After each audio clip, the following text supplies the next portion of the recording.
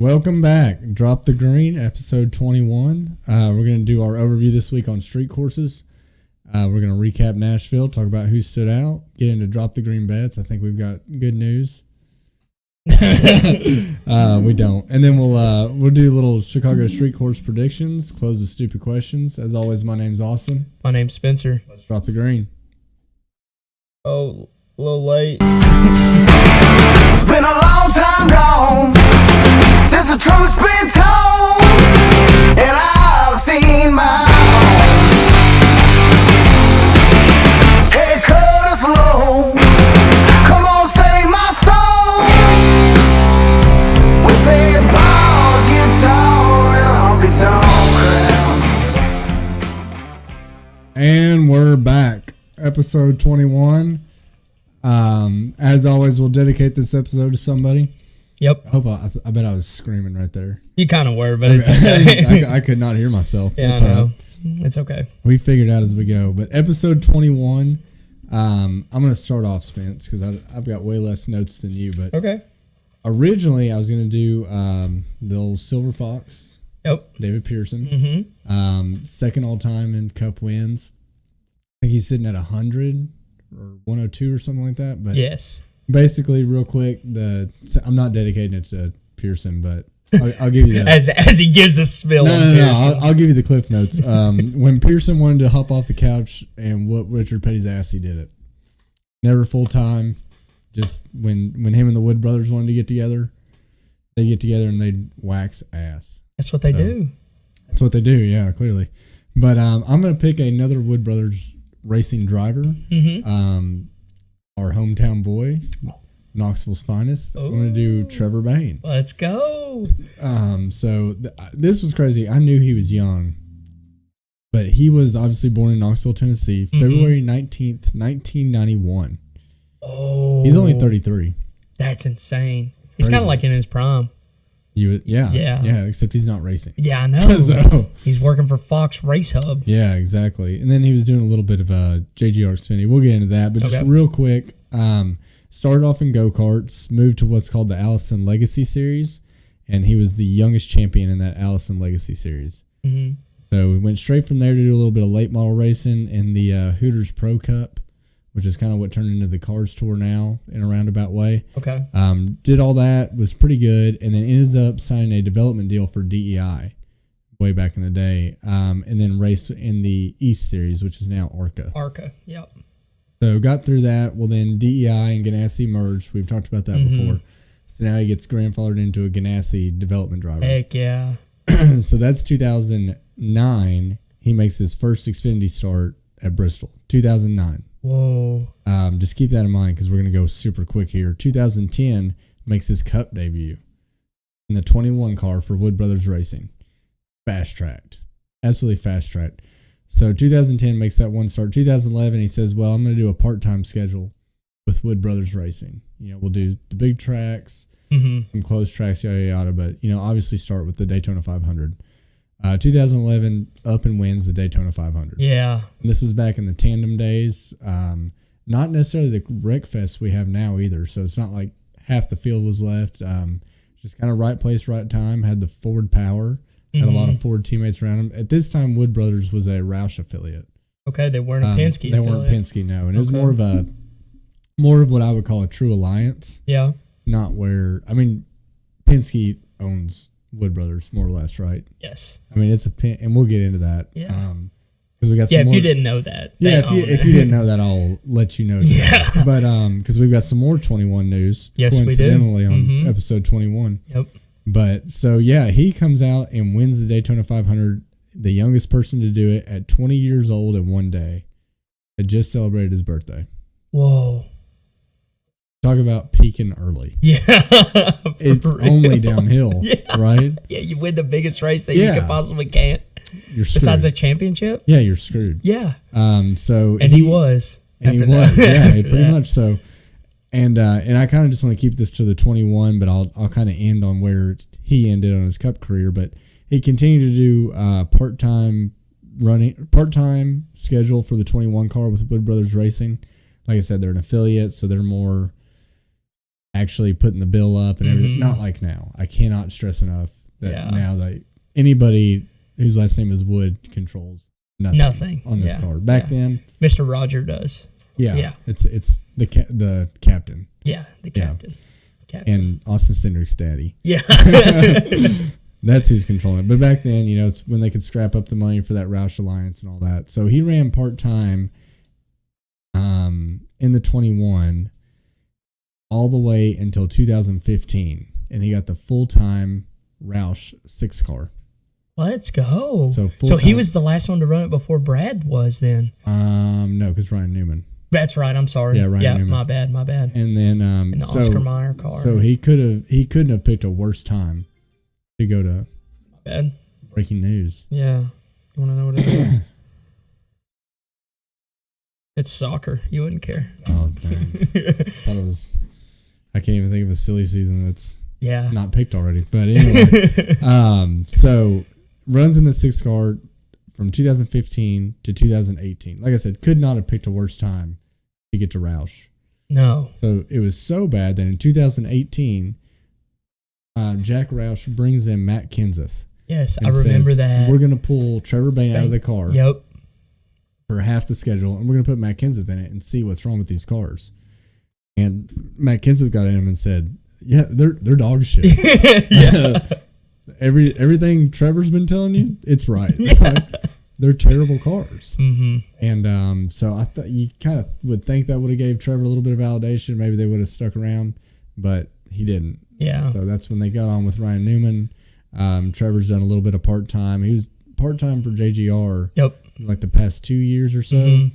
Really strong runs, but I mean, I hate to be so hard on him, but you got to win in a JGR car. Yeah, you do. If you have Cup experience and you get in a JGR Xfinity car, that should be the easiest thing to ever happen. You think a lot of it for him too is maybe the sponsorship partnerships? He wasn't bringing money or something? I mean, that's definitely part of it, but I think if you win in that JGR, it's part-time, right? That's probably why. You're exactly right. He didn't have the funding, but if you win a couple of those races, I think that solves your problem. Solves your issue. I know funding's important and we talk about it a lot, but you sit back and you think about all the people in Cup, your top people, they don't have funding. No, they don't care. And they never did. They just win. And even, we look at Chase Briscoe that just got the 19. No fun. He didn't bring any of his. They say now they've said maybe Mahindra will come, but he didn't get that deal because he brought him. No. You know what I mean? You're exactly right. And now you look at the 21 car, and we'll get into it later, but I'm going to kind of say it right now. Harrison Burton got that 21 car because he brought Dex. Yep. Right? And they took his paycheck. Well, now they're kicking it. It's almost like they had this epiphany that money doesn't always work. Yep. They're kicking him out, and they're bringing in Josh Berry, who we know doesn't bring a dime. No. But you also know he's going to do way better than Harrison Burton. Yes, he is. So I just in a car that's shown speed. Yeah, it's definitely shown speed. But yeah, so Trevor Bayne he won the 98th race for Wood Brothers Racing. Obviously Ryan Blaney won the 99th in 2017. So since Ryan Blaney, they have been waiting to get their 100th win. Let's go. So I hope Josh can do it. I think he can. Let's not discredit, Harrison has the rest of the year. We're discrediting that. We're discrediting that. But I think it would be great if it was Josh. I think that'd be a real storybook and take away from Trevor Bayne here. But I think that would really fit the Wood Brothers narrative and it would kind of what they're allegedly all about. Yes. Yeah. Even though it's a Penske car. It is. But yeah, my episode 21 is going to be Knoxville's finest. Used to own some coffee shops around here. The Mahalo. Yep. The Mahalo. I think they're closed down now. They are. They're gone. Oh, God dang. Yeah. But I would have tried it, but no, you wouldn't have. No, for Trevor. Yeah, for Trevor. But that's mine. Who you got? I got the other great guy to run in the 21 here recently, and that would be Matt Dibenedett. Okay. Matty D. Yep. Born in Nevada City, California. He raced in 248 Cup races over his 7-year career. He started He got his start. He was playing Little League. This is what I read. He was playing Little League, and he won a trophy in Little League, and he didn't care anything about it, his dad said, and all he wanted to watch was auto racing. And one of the kids on his Little League team raced go-karts, and so his dad bought him a go-kart, and in that go-kart he got his first win. Okay. Yeah, won in his go-kart. So that was him as a young boy. Fast forward to 07, he was him and his family were fitting the bill racing, and that year they hit some financial heartaches and sold everything. Wow. 07, sold out everything. He won Rookie of the Year in, I believe it was the ARCA series that he was racing in 07. Won Rookie of the Year in that. In 2008, he signed with Fathead Racing as a development driver. Have you ever heard of them? I have not. Yeah, they had Darrell Waltrip was a teammate or like race. Did you say Fathead? Yeah, Fathead. Like the stickers on the... I guess. I don't know. I didn't look too much into it. Yeah, no, I know. Okay. Yeah, there would be like a picture of Derrick Henry right here. Yeah, Yeah, just like creaming somebody. yeah. No, I know. I didn't know. If I they wanted just, one. Yeah, no, who didn't? Who did? I didn't know if they just decided to own a cup team. Or... Maybe so, but so he signed with them, and there were some other decent guys that you would know the name of on there. That was in 2008. 2009. Fast forward, literally kind of the Trevor Bayne story of just race part-time in Xfinity for JGR in 2009. Like crazy. Didn't do anything special. He raced one race and finished 14th in that race, which to me is pretty decent for your first nationwide. That's not bad, no. That's not bad at all. 2010, he raced 6 times. 2 top 10s, one at Nashville and one in Iowa, which I thought was pretty cool. 2011, I couldn't really find anything that he did. I believe he was racing for X Team is what they called it, back in the ARCA, and they let him go. Yeah, they released him. 2012, this is kind of where it gets crazy. He signed with Motorsports Group. And he ran 7 races, again, kind of an ARCA K&N series, and was just there to start and park. So interesting. And yeah, he did that 7 times. So if you don't know what start and park is, that is where you start the race, you run about 5 to 6 laps, and you park it. And you park it, and you're done. So go to the pay window, go home. He did that 7 times that year. 2013. Signed with Vision Racing and started and parked it for them all year. And however, I didn't get how many races they went, but that was what he did. He started and parked it. 2014, he replaced Jeffrey Earnhardt in a JGR car again, and raced for them a little bit. At the same time, he was still signed with Motorsports Group and started and parked it for 12 more races that year. But in the 2 races that he did get to race in, he finished top 15 at Road America in Mid-Ohio. So being kind of that road course guy. Mid-Ohio is not a road course, though. It is? Yep, Okay. Yep. Yeah. So I guess they saw some talent there, and they would let him run those. So all these years, these 6 years I've given you, we've really had nothing. That's insane. Yeah, 26 years. I feel like you've given me 12 teams. Yeah, I have. I mean, and he started and parked it for most of those. Yeah. Like that was his job, to start and park it. 2015, he gets a Cup Series ride for BK Racing. How? How? That's my question. Like, what do you? I mean, you look at the people that came through BK.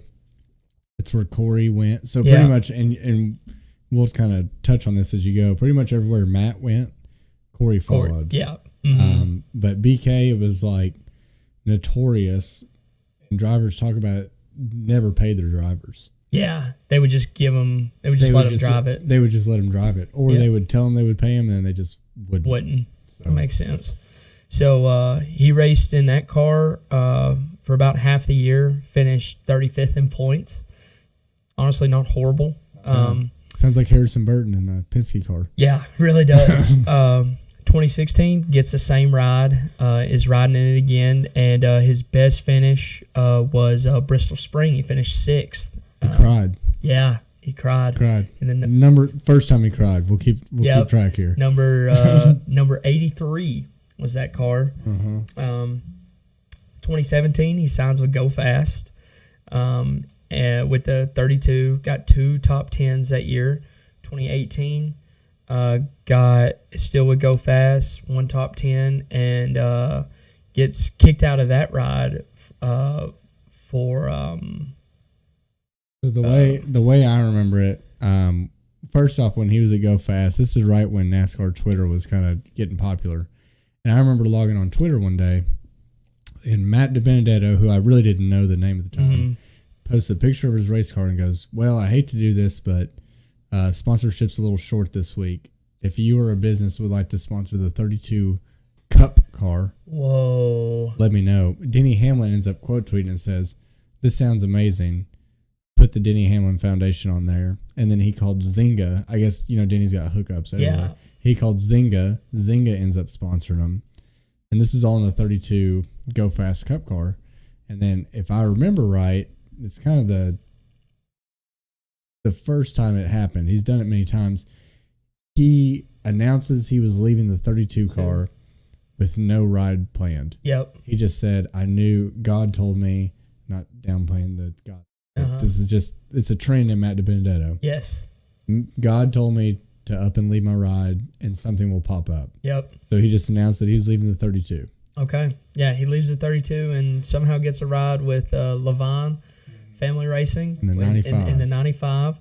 4 top 10s that year, pretty decent. And then gets kicked out of that car for Seabell. Yeah. Seabell comes in. And you do remember when he almost won Bristol? Yes. In that 95 car? Yes, he did. He was so close. So he did close. Nothing all year. And then somehow. It's like made that announcement that he was kicked out of the car. And then that week. Yep. And then almost wins Bristol. Mm-hmm. And I'm just getting in depth because we were there. But was leading, running through lap traffic, could not pass Ryan Newman. Ryan Newman blocked him. It put a hole in the nose. Just that hole in the nose screwed his aero up enough and let air in that his handling went away. Wow. And then he passed him. Wow. Yep. That's tough.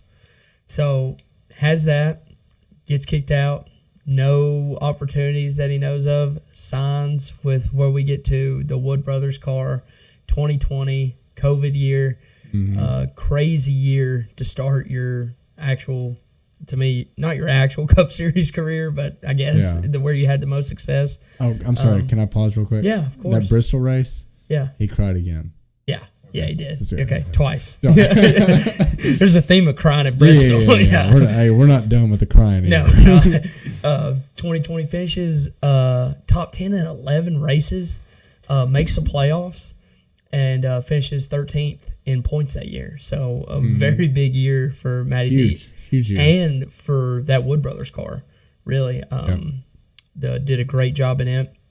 Comes back. It was kind of like the first. I'm sorry to keep interrupting. No, you're good. They after Ryan Blaney, they got Paul Menard. Yeah. And nothing wrong with Paul Menard.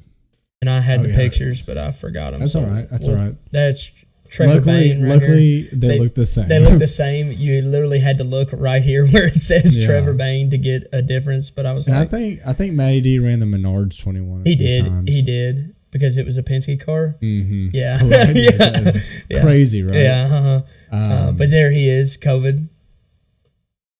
2020. Right, I forgot. Go ahead. I forgot what I was saying. Finished 13th in points that year. 2021 goes to 9 more top 10s. Didn't make the playoffs. Finished 18th though, and then pretty much gets kicked out of this ride because of Harrison Burton coming in. So a lot of crazy things happened. Yeah. So he had a 1-year deal in 2020, right? Mm-hmm. Did pretty good. Yeah. Honestly. Almost won Bristol. Well, that was in the 95. No, he almost won it again in that car. As I was at the race. He never almost won it in the 21. Dude, I promise you. okay, well, you keep talking about The one you're thinking of is the 95. No way. When he was leading and then he passed him? That was the 95. I believe that. I thought he almost did it again. No. The only time he came close in the 21 car on any race win was Talladega. He lost Talladega by like 6 inches, which I believe was in 2021 because he needed a win that year to make the playoffs. He lost Talladega by like 6 inches and cried for the third time on camera in his career. So 2021, he's going through a pretty rough season. He finished 10th in Bristol at 2021. Okay. It's not close to winning. That's not as close as I thought. You can finish 10th at Bristol and be a lap down. I know, but he wasn't. Anyway, so no, you're fine. Yeah. 2021 comes. He's struggling bad, and he's making like videos, right? Yeah. This is the biggest issue of Matt Dibenedett. When he makes videos, he's like, guys, we're just struggling. I keep praying about it, and it's just very off-putting videos. Well, then they make a crew chief change. Okay. He's like, finally, more or less makes another video. He's like, finally, I've been asking for a crew chief change because we've had issues, and now the problem's solved. I'm paraphrasing. Right? Yes. This was an 8-minute video. Yeah.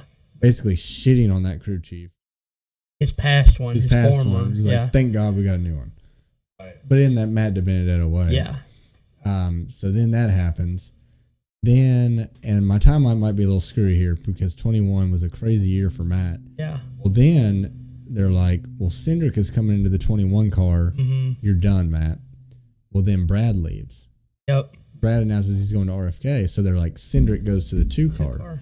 And the only person in the world that started this narrative was Matt Dibenedett. He said, well, Cindric's taking the 2, so now I can stay in the 21. And afterwards, Roger Penske came out and said, like, I don't know why he thought that because he had a contract. Yeah. Right? And it was up. Yeah. He's like, I don't know why he thought that would happen. And then, so that was a big deal. Then on top of that, I can't remember which race it was, but Matt's pretty conservative, right? Very. And like nothing against that. I mean, January 6th, I think you were there. Yeah, yeah, I was. Yeah. That was good. That was good. I thought I'd just slide. I've been thinking about that one all day. But anyway, like we're all pretty conservative, right? It's no secret. But Matt Dibenedett was like, we still know you got to be professional, right? So Matt Dibenedett invites this like very conservative social media influencer out, and he's like videoing him all day and all that. And Matt Dibenedett was getting in the car, and he goes, "Let's go, Brandon." Oh, and it's just like, dude, let's not. Let's not. Yeah, you know what I mean. Maybe if you had like a 6-year deal with somebody, or or every year wasn't like a year-to-year deal. Yeah, exactly like what you're saying. Mm-hmm. I mean, so he did that. If that wasn't bad enough, the influencer guy like videos him afterwards like, "Why'd you say that?" Yeah, and he's like, "Because I love God or freedom in this country," which is like, it gets so politicized, right? It's like, well, I love all those things. Mm-hmm. But I don't, especially in the sport that he's in too. Yes, it's 2021. Let's put ourselves back in 2021. You're feeding into the redneck type of demographic that we have going. We just got off the whole Larson thing. Yeah, we just got off the whole Bubba thing. Yeah. Just chill, dude. Yeah. Just leave it at home, right? We do. Yeah. Yeah. Until now, y'all did not know that Spencer went to the insurrection. Yeah. But he had the horns on and he painted his face. Mm-hmm, mm-hmm. Yeah. I was leading the charge, and the FBI agent let me in. No. We don't have time for that. We will get canceled. You get me on that, we'll get going. But anyway, so like he had a lot of baggage, right? Yes, he did. And once again, he did not have a contract. Yeah. to go. Now, right, wrong, or indifferent, Harrison came in there. Harrison brought the money. Matt did not bring any money. No. Credit to him. But and he performed in the car, which it showed decently. Yeah, I mean, he missed the playoffs in 21. Yeah, which is weird after making it in 20. In 20, yes. Very strange to me. Mm-hmm. Almost won that Talladega race. Cried. Yep.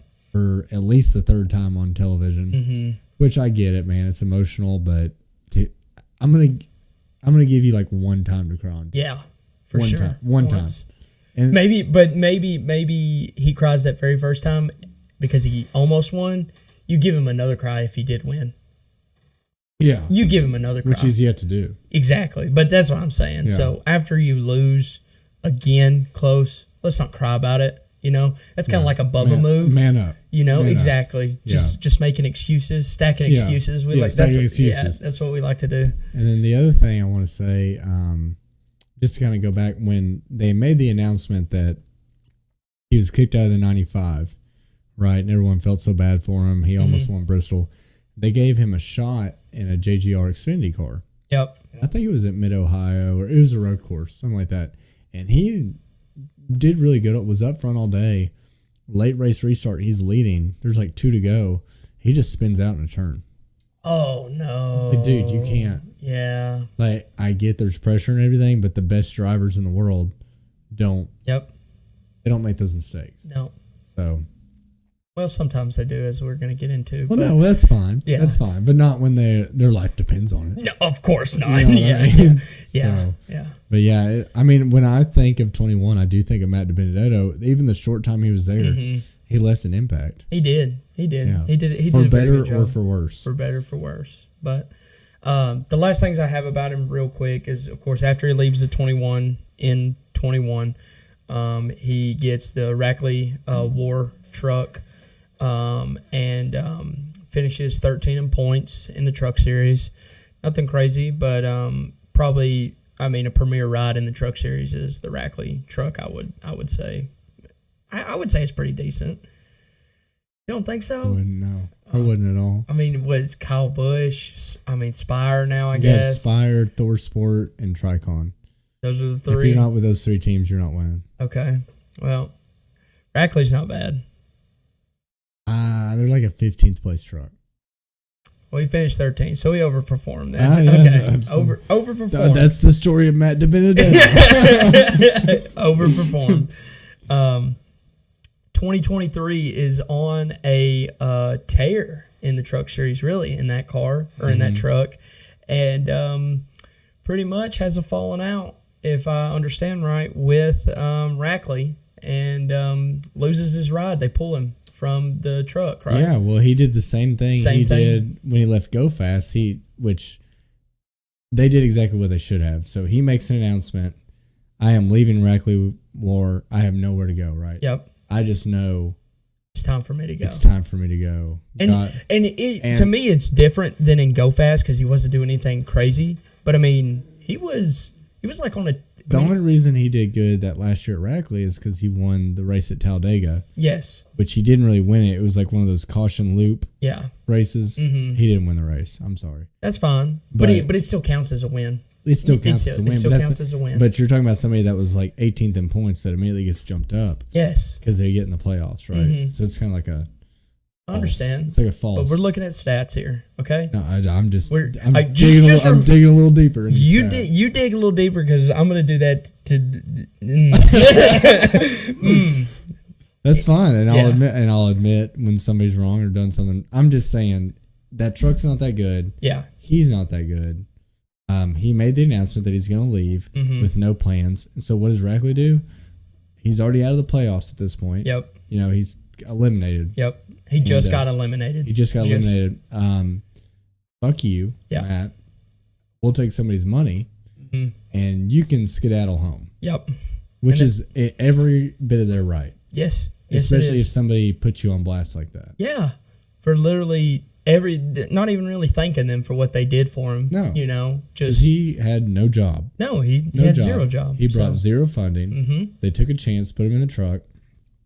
He did a half-ass job. Mm-hmm. Half-ass decent job, I should say. Yep. But Yeah, that's just like the Matt Dibenedett thing. I don't know why. It is weird. It's like he doesn't know how to use social media right. No, it's like he just doesn't know how to act around in a professional setting. Yeah, like how. Which for somebody that's so faith based, yeah, you would think. I mean, of all people, he should know how to treat people and how to do. And I get it's a ruthless business or whatever, but like, why is he being just as ruthless? Back to them. Yes. You know what I mean? That's not going to work. He's not being humble at all. No. He's not. Which I don't understand because... This is a big part of the faith-based thing that he's going for. You know? That's where it doesn't make any sense to me. Exactly. I'm like, you should, of all people, yeah, you should get it. Yeah, you should. But a great guy. Great guy. I mean, he's never done anything bad to me. No. Hope everything works out for him. Don't wish no ill will on the guy. I think you rode with him to D.C., didn't you? yeah, dude. He's the one that dropped me off in front of the White House and handed me it was in this car. Yeah. He was actually the one that painted my face for me. Yeah. What a guy. He was a real good guy. Yeah. Let's go, Brandon guy. It's so funny. But all right, well, we will move on. Yeah. Yeah, you're really trying to get this. I don't want this to go any further. Yeah, please stop. Thank you. So, episode 21, we're going to do Trevor, Bayne, Matty D.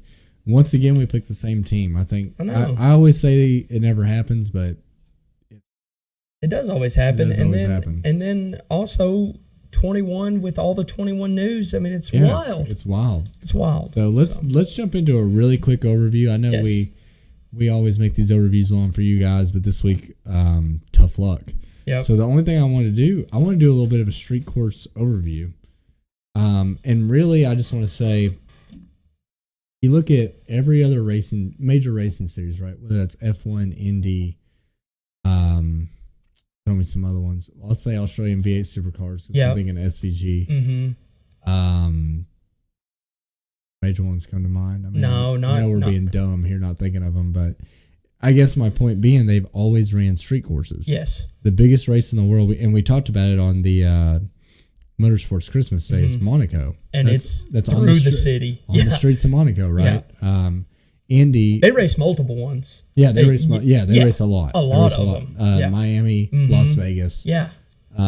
Everywhere they practically go, that's like not Coda. I feel like it's probably like 50% street courses. It is. I would assume. And then Australian V8 Supercars is the same. Even Indy cars, right after they did the Indy 500, which is the only race any of us watch, right? Let's be honest. They went to the Detroit Grand Prix. I don't know if you knew that. But I didn't know that. They raced the streets of Detroit the week after the Indy 500. I see. I didn't know that. The only other street course I know they raced is the one in Nashville. Yeah, because they did it. So they're not doing that anymore. I know. Yeah, sad. You know what they replaced that with? What? Nashville Super Speedway. Ooh, so they're getting on an oval. Their final race of the year is at that track. Wow. Which would be. I kind of want to go. That would be cool. I think.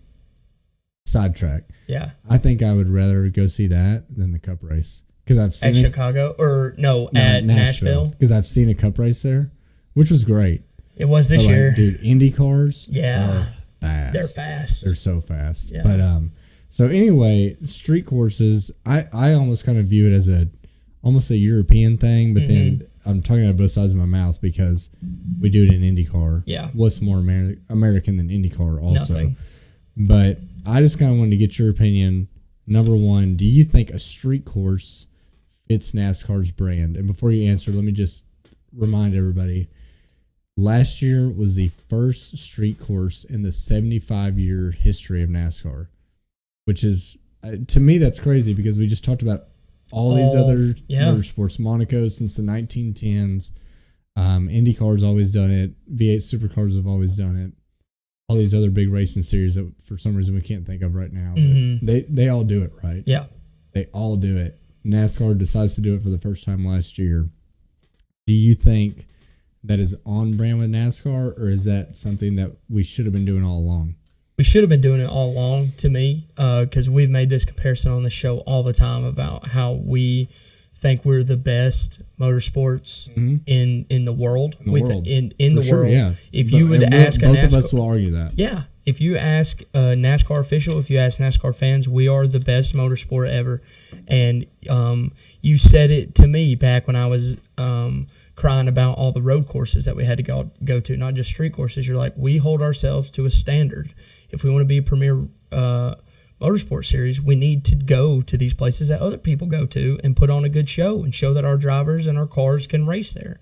And so to me, yeah, it's 75 years overdue. I think they should have done something. I know it's a stock car. It would have been really, really tough in those days to pull something off, but not crazy. Yeah. They're doing an F1 car going 200 miles an hour downtown Broadway. Right. Like, come on now. We could figure something out.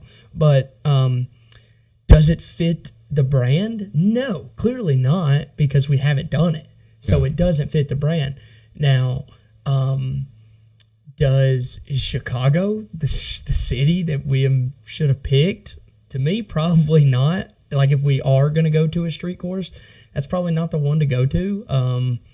I know that we're just trying to go to Chicago still because we like it there, but we're not going to Chicagoland instead of the track there because they have a big oval. They're kind of like, I'm pretty sure it's like comparative to Michigan. No, it's a mile and a half. Mile and a half? It's identical to Charlotte. What's the other mile? What's the big mile and a half we just had that was so good? Kansas. So Chicagoland is like a carbon copy of Kansas. Yeah, and it's got cobwebs growing on it right now. It does. It's probably about to get tore down. Yeah, because we're not running. And it's like 45 minutes south of Chicago. It's in Joliet. That's how you say it, which I think is fine. But to your point, they left it alone. But to answer your question, yes, we should go to street courses. I'd be okay with throwing even another one on the schedule. We saw how the guys reacted to it last year. It wasn't great. A dude that had never literally drove a car before came and won the thing. Yeah. That we've never seen that ever happen, ever, I don't think. Not just a rookie winning, a dude that had never drove on an oval. A cup car ever wins. So that just shows you how far our sport is from something like that. But to me, don't take away from great oval racing that we used to see at Chicago. No, I agree. Yep, I agree. And I will say, to your point, I think SCG coming in there and waxing ass, rightfully so, just shows that we needed that, right? Yes. Because like we said, we need that diversity of schedule. I think it doesn't fit the brand at all, and I'm fine with that. Because I want this to be, I think NASCAR, as much as we race, 36 points races, there's plenty of room on the schedule to be very traditional, which I still think we are. We are very traditional. If you look at a map of where the tracks are, we're still very traditional. Yeah. And thank God. Yeah. Because that's why we're all fans, right? Yes. But there's plenty of room to branch out and do other things. So I think, is it non-brand? No, but good. Yeah. Last question. We'll move on from this overview. What's another place you would want to have a street course? Because Chicago, they signed a 3-year deal. Knowing a big city like Chicago, they're probably not going to want it back. No. Especially how the last one went and it was tough on them with the rain. Yeah, nobody's fault. No one's fault. But I know tickets were insanely expensive. For a street course. I don't know the pricing of how that works. I know it's got to be a logistical nightmare probably to run a literal race through your city. It's not a marathon. It's not where you got people running.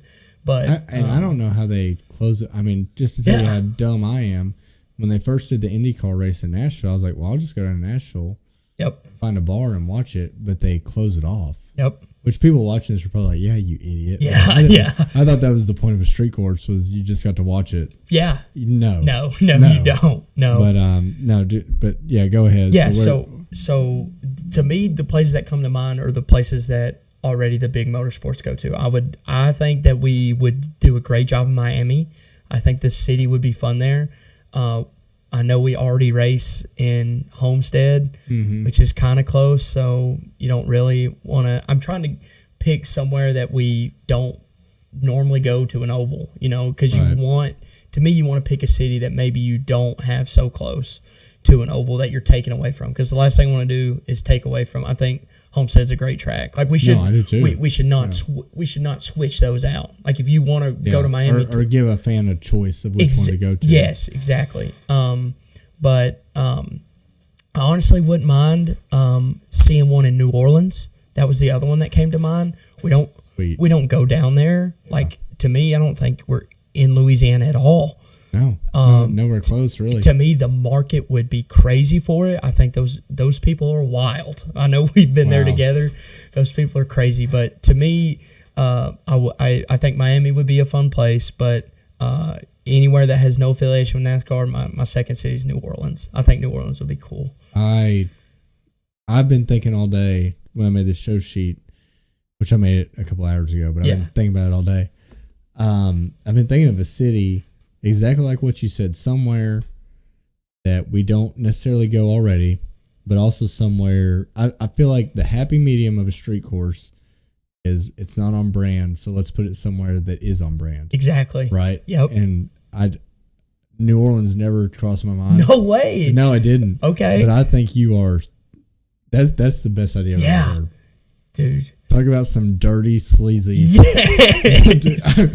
Which is perfect, right? Yeah. Like, dude, imagine drinking a daiquiri while you're watching a NASCAR race. Well, it just makes me think like, Monaco is the street course of F1. It's so rich and great. Yes. Mm-hmm. That's their brand, right? Yep. And we're like, NASCAR's going to do a street course in New Orleans, and it's just going to be disgusting. It would be Talladega on steroids. Yeah, it would be. Yeah. It would be a party. Yeah, it's going to be hot. It's going to be gross. Everybody's going to be hammered. Yep. That's a NASCAR street course. Yes. New Orleans. That's the best idea I've ever heard. Let's go. Because we don't go really anywhere close. No. I mean, I wouldn't call anything close to New Orleans. The only other states that we go to would be Texas and Bama. Yeah. And they're nowhere near Louisiana. No, I know. I've made the drive to. I had to go all the freaking way through Alabama to get there. Mm-hmm. Man, dude, that's an idea and a half. I know. That's an idea. NASCAR executives, call us. Okay, we'll take care of this for you. I think we got to end the review there. That's great. Yeah. So, street course, New Orleans. Yeah. The Spencer Morgan. Let's make it happen. 250. Dude, let's do it. Let's go ahead and recap Nashville. I'm going to do my good race rating as a 6.5. Okay. Well, I gave it way higher than that. No, so I I'm know. sorry. So I was there. I'm going to give you all the time in the world because you were there. What did you give it? I gave it a 9.2. We were harping last week on a fan experience. No bottles of water, no nothing. They let me walk in with my cooler, so it didn't have anything but water in it. On Sunday? On Sunday. Okay. I got to bring water all 3 days. Did not get to bring any alcohol, but that's fine because they already said that. But they also said we didn't get to bring water, so I got to bring water. It was hot. Had a rain out during the race. Stage 1 was boring. It was pretty lackluster. Nothing was happening. Seabell got up there and just kind of dominated.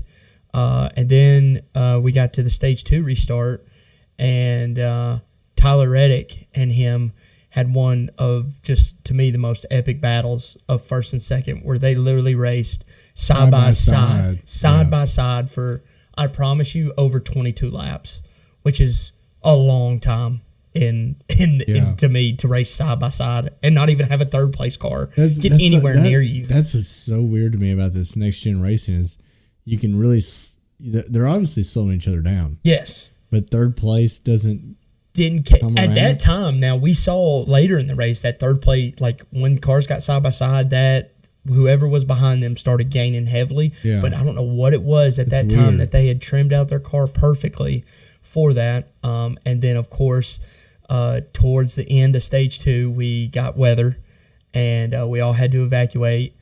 And it dumped for a good just like 15 minutes is kind of all it was. Now was that because I would imagine it was stupid hot before. Oh, then. dude, and it felt amazing. Did it feel amazing, or did it just get sticky? No, it felt amazing because the clouds kind of stayed, and the sun kind of started to set.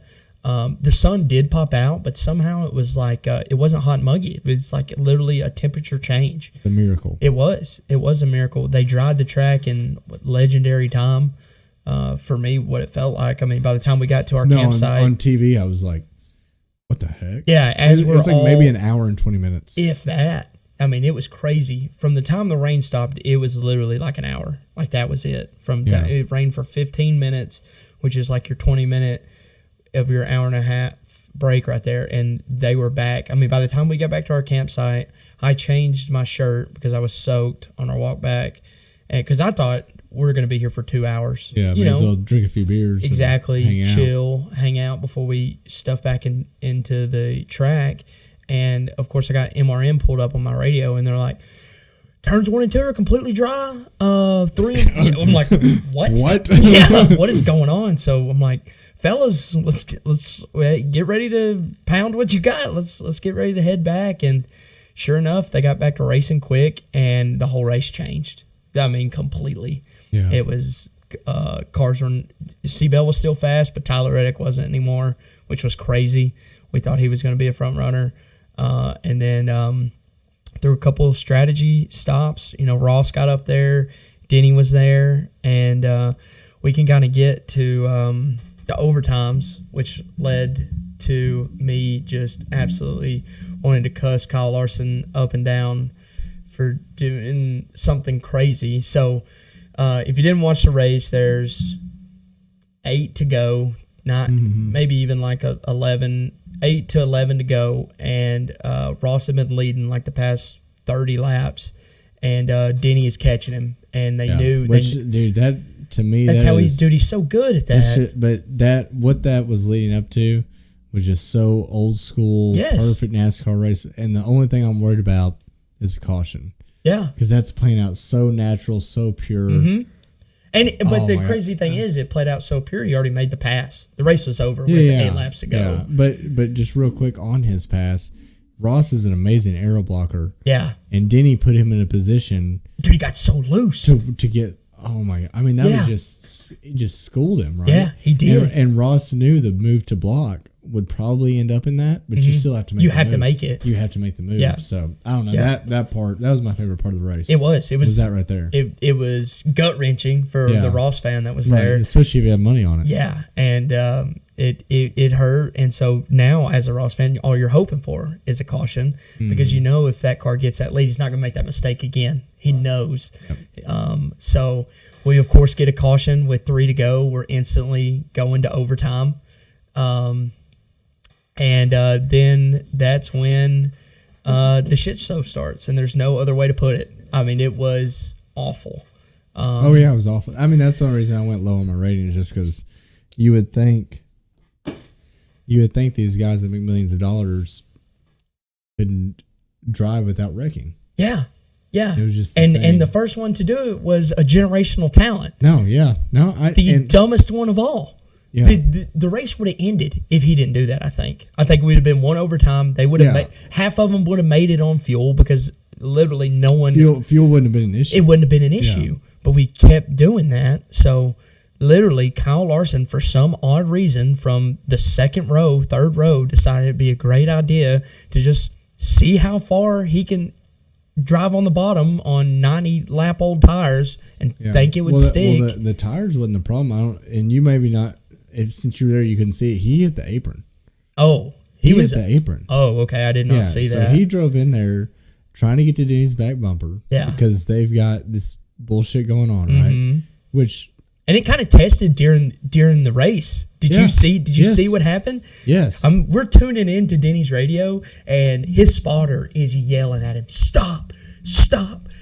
No, this is crew chief. That's Chris. Crew chief. Okay, was that Chris? I didn't know who it was. He's like, "Stop playing grab ass." Yes. Yeah. And, oh my gosh. Which TV never got really a good replay of how Kyle was racing him towards the end of stage 2. Yeah. Which I'm just assuming it was like an asshole. I don't know. Oh yeah. But they both. But he was mad because he moved him out of the way. Yeah. Earlier, which is fine. Yeah. I mean, obviously I'm a Kyle fan the most, but I'm still. I mean, Denny's like probably my second favorite. Yeah. But also, I don't take any of that into account because I just want. This is what I watch for. Exactly. You know what I mean? You want the rivalries, and we've talked about this. Yes, I want these guys to be pissed at each other. I want both of these guys to think they're in the right. Yep. And they're both in the wrong. If that makes sense. Yep. So Kyle's already mad. That restart, he's like, this is my only chance to win. Because he was not in the... I mean, he's solid car, right? Yeah. Very solid car. Probably second, third place car. Mm-hmm. But also, if he gets in the lead, he can win. Yeah. Just with that the way was the car- everybody. That was Everybody knew. right? Everybody in the top 6 at that point, if they got Just to the lead. get clean air. Yep. Set sail. And you would drive away. So he drove down in there, and it's like you said, just wide open. He pulled a Michael McDowell. Yeah. He pulled a Michael McDowell. And his left front tire went on the apron. That's what shot him up into Ross. Okay. So that's what caused this inevitable shit show. But yeah, it's so unlike Larson, and that's, selfishly, that's why you hope your favorite driver doesn't do that, because that's not in his. No, it's not. This isn't somebody that we'd expect that out of Carson. He doesn't know how to rough somebody up like that. No. You know what I mean? He just doesn't know. Mm-hmm. So he's not going to do it well. Yep. Now, let me take my Kyle Larson shirt off. It's amazing. Yeah. You know what I mean? It really is. It was. That's the drama we want. Not necessarily the 4 overtimes, but I'm just talking about what this is going to lead into the rest of the year. Because we're for a rivalry to be this hot and starting this, like, we're already throwing blows. We're halfway through the season. Yeah. We're in a good spot. So and you say that he was mad at Danny, but it got taken out on Ross. Ross is going to remember that. Yeah. You know what I mean? Well, see, Ross is... No, Ross has his fair share of doing all that stuff. I'm not even saying that. I'm just saying, so Ross did his post-race interview, and the only thing I cannot stand about Ross is he's just like... I mean, it's his personality, right? Yeah. And this is just how he is, but he's like, I just can't believe how lucky I am to have this opportunity. I know. Dude, shut up. Yeah, he's like taking that Chase Elliott high road. Yeah, and I'm like, no, you just got taken out. Yeah. Be mad about it. After you got passed by somebody who schooled you. Yep. Like, let's show a little emotion here. Yeah. Not just, I could be chucking watermelons in a school bus, but I'm just so happy to be here. It's like, dude, shut up. I know. And that's the only thing I don't like about him. And as a race fan, you are just tuning in for me because we're at the track. We're just trying to hear that interview, and we cannot hear it. You can't. You could just see him talking, and I knew it instantly in his face that he was just taking the high road. I knew it. Like, I could just see it, that he wasn't throwing any shade at anybody, and it hurt, because I had a Kyle Larson fan right next to me, and I wanted to knock him out. You know what I mean? Right, yeah. I was mad. And for your driver not to show the same emotion as you kind of like just irks you a little bit of like, why are you not as mad as we are? Not to derail. So you saw him do the interview on the Jumbotron? Yeah. And you couldn't hear it? Yeah. That's a channel on the scanner. No, I did. It wasn't on MRN. No, the Jumbotron is a separate channel on the scanner. Did not know that. I just found that out last year. Okay. Yeah. Okay. I did not know that. I know. That's why I was telling you. Okay. Yeah. Because that's where that's where I instantly went. Yes, I know. Yeah. So you have MRN, but then the Jumbotron has its own channel. So you can literally tune into the PA. Yeah. Oh. Okay. Yeah, I didn't know that. Because it's like you've got like the race broadcast, the PRN. Yeah. Or MRN, and then there's like the people that are there. Yes. On the Jumbotron through the PA. Okay. And you can tune into that. And I can't remember the channel. I mean, I'm sure because MRN, PRN's channel 69. Yes. Everywhere. Yep. The Jumbotron, I cannot remember what it is, but I'm sure it's the same everywhere. I think I figured it out when I went to Texas. Wow. Yeah. Okay. Yeah. Well, that's a good little nugget. No, that's good. Yeah. I've been going for years. I never knew that. But so if you don't know that, and the sad thing is they don't tell you that. No, they don't. You're literally taking your headphones off and listening to cars roll around, and you cannot hear a word anyone's saying. It's irritating, but yeah. So the race was great. 9-2. From there, with the gas running out of fuel. How in the world did Joey make it? We'll never know. I don't know how he's on the same exact strategy as everyone else that ran out of gas, and somehow he made it. I mean, he had to be running 60%. Well, you got to keep in mind he was mid-pack for a lot of that run. Yeah. I saw an inboard of his car on one of the, like the first caution, like the Cindric caution. Uh-huh. It's so wild. So, inboard of his car, he's driving wide open. Wide open. Caution comes out. As soon as you see the yellow light out of his inboard, shuts the motor off. Whoa. And like that's just his mindset all the time. Shuts the motor off, clutch in coast. Yeah. Fired it up one time just to get around to start finishing again. So, I mean, that's how he was doing it the whole time. Keep in mind, he was also in the back. He was. Right? Joey's and his crew is smart enough to know, hey, our only chance is 4 or 5 overtimes, right? Yeah. So you plan accordingly. Mm-hmm. And he got him. And he got him. Yeah.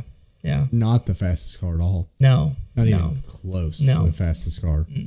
No. Not even close. I mean, half the cars that were in the top 5 weren't the fastest cars all night. And so the only reason I gave it such a low score, I did enjoy it. The 5 overtimes was crazy. It was. But, you know, all these people are like, that's ridiculous. It's embarrassing. Well, yes, it is. But we're not going to see it again. No. This year, right? Yeah. I mean, and maybe not for 3 or 4 years. Yeah. 2 or 3 of those cautions we were talking about earlier were because of people running out of fuel. Yeah. So you can kind of throw those out the window automatically. Mm-hmm. But all of them were legitimate cautions. Yep. You know, right? If you're going to be mad at anybody, be mad at the drivers. Yes. Because if you're Austin Cindric racing whoever the hell for whatever the hell spot. 27th. Yeah. Yeah, it was way back there. Get your shit together. Yeah. I mean, that's on the drivers. Mm-hmm. And then your first overtime, I mean, that's on Kyle Larson. What are you doing? Mm-hmm. So I'm not mad at the overtime rules. I'm not mad at the unlimited overtime. There should let the drivers drive like professionals. Exactly. That to me, and I've heard that on Twitter all day. Should we put a limit on unlimited overtimes? No, because the last thing we want to see after 3 overtimes is the race end under caution. Yeah, you know what I mean. It's even worse. Like if you're going to end under caution, just end under caution. Exactly. Originally. Exactly. Yeah. Denny should have won. Ross finished second. We go on from there. You know. Yeah. Don't tease me. Yeah. With 3 overtimes. 3 overtimes and call it after that. No. Yeah. You at that point you have to race it out. That's such a good point. That's such a good point that I don't think people think about. No. You have to. You want to see at that point the race end under green, and that's what we got. And so I was happy about it, even though it didn't end up how I wanted. And I mean, you're gonna get shit shows every now and then. I mean, it's just what it is. Mm-hmm. They're all legitimate cautions. I think a lot of it, it's racing, and it's that time in the season where they know they can. Desperate. You're an Alex Bowman, and you've put together some good runs. Yes, I know, and that's Alex Bowman. Alex Bowman. Just a couple weeks ago was like plus 80 to the good. Yeah. You get a couple winners in there. He's 16th. Yep. And I think he's plus 30, 40, something like that. He's lost a lot of points. He's lost a lot. And not only has he lost points, it's just someone like Joey wins. Yep. And you're just automatically shit on. Yeah. Joey was 20th in points or something at that point. He was below the cut line. He was very below the cut line. He was like 17th or 18th. Yeah. He was below. So, and I mean, if you're Alex Bowman, you're terrified now. Yeah, you have to be. Just go win, really. That's what you want. Is what you should do. But, you got anything else on Nashville? We go get into standouts? No, I got a couple standouts, but yeah. So we'll touch on Carson Corey. Oh, geez. Carson got him another one, but it wasn't pretty. It wasn't pretty. And Corey ran some laps up at the top somehow. Oh, yeah, strategy. He did, but he was still there. The crew chief's the best driver on that 7 car. I'm 100% with you, but I'm trying to play devil's advocate here. And Corey put together a more complete race than Carson did. He restarted third at one point. Yes. Well, no. So at one point he was the first driver with enough gas to make it. Yes. Right, and I'm like, I'm going to have to delete Twitter. I'm not showing up for this podcast. Yeah. I might jump off the roof of my house. Because I just look like an idiot. But screws it up. Restarts another time. Was making ridiculous moves. Yes. Went to the back. Ended up getting some contact. Yep. Broke a toe link or bent a toe link. And then was done for the rest of the day. Carson... just by attrition finished first, but Carson wrecks Harrison Burton. Under caution. I know. Which I mean, I think it's dumb, right? Yeah. But I'm not even a Carson fan. You know what I mean? Mm-hmm. Like I'm not. Like he's fine. Yeah. It's not that I don't like him, but I'm indifferent on the guy. You know what I mean? I don't go out of my way to cheer for him. So seeing someone like Carson Hocevar wreck Harrison Burton. Dude, I haven't even seen Harrison Burton. I had not seen Harrison Burton in that race until Carson spins him under caution. I know. That's hilarious. Yes. Dude, that is hilarious. It was. Now you're giving me something to watch all through the field. Yeah. Yeah. So, but they fined him 25 points. I know. 25 points. I mean, that's big. Especially is. down there. It is. Now, I think he's still 23rd in points. So he's still 6 positions ahead of his teammate. Yeah. But we can look back at that move maybe at the end of the year if this race gets tight and go, he could, he could have had more. But the other thing I wanted to say, because we watched all 3 races, and I know we don't normally touch on other series on the recap, but I was at the truck race and I was pulling. You talking about Lane Riggs? Yes, dude. How in the world? What kind of officiate? And I don't know if you guys watched the truck race, but we watched it, and I like Lane. I don't like a lot of guys from the truck series. Yeah. I mean, I like Raja, like some of the big ones, but Lane's kind of like that Josh Berry type of character where he's just is he not? I thought he was. Like, his dad was a Cup driver. No, I didn't know that. Okay. Riggs. Yeah, okay. Scott Riggs. Yeah. Scott Riggs. Oh hell. I did not mean to crush your dreams. No, it's fine, dude. Yeah. I still like Lane. He's still a rookie. He's got money. Who cares? He's not racing a premier ride though, is he? He's not. Well, I mean, Zane Smith won the championship in that truck. Okay.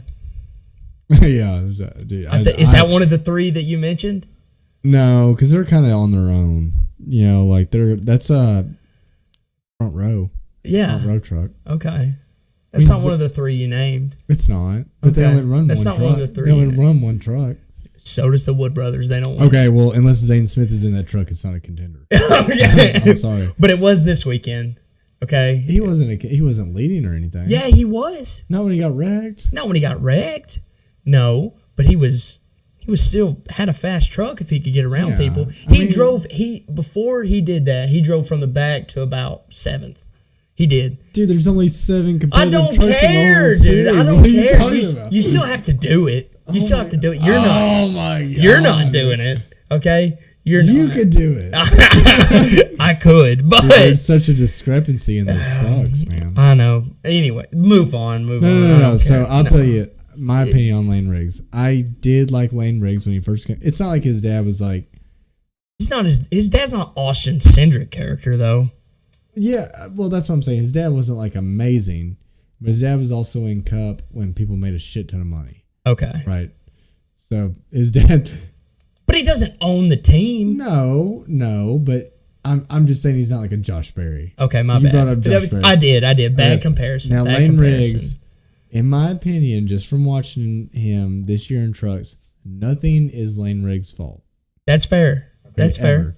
Yeah. Now, Stephen Parsons, if I remember right, was stuffing it in there. Yes, he was. Right. But Lane was hanging on his door. Yes. Right. Yeah. Now Stephen's getting loose. Yep. Well, Lane should know that because he's hanging on his door. Right. Right, wrong, or indifferent. That's what's happening. No, that's not the part I was mad about. No. The part I was mad Lane about. dumped his shit. Which is, it's not a penalty. I'm just telling you. That's all I'm getting at. Okay. That's all I'm getting at with this whole story. Yeah. It is not getting parked for 2 laps. Because if you're going to park people, you need to park Kyle Larson. You know what I mean? Yeah. Or Carson. Or Carson. Yeah. There's so many other. Where's the line? Where's the line? Yeah. Why do you have to only park people in the truck series? Because they're learning, they're younger? No. To me, it needs to be officiated the same way throughout.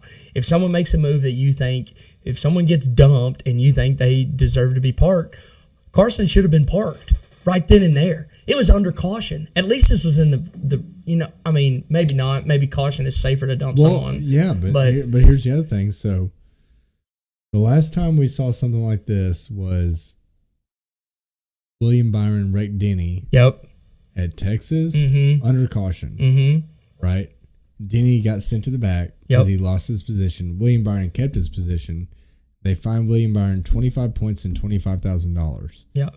And then Hendrick appealed it, and they took away the 25 points. They won. Which is all that matters. Yeah. Right?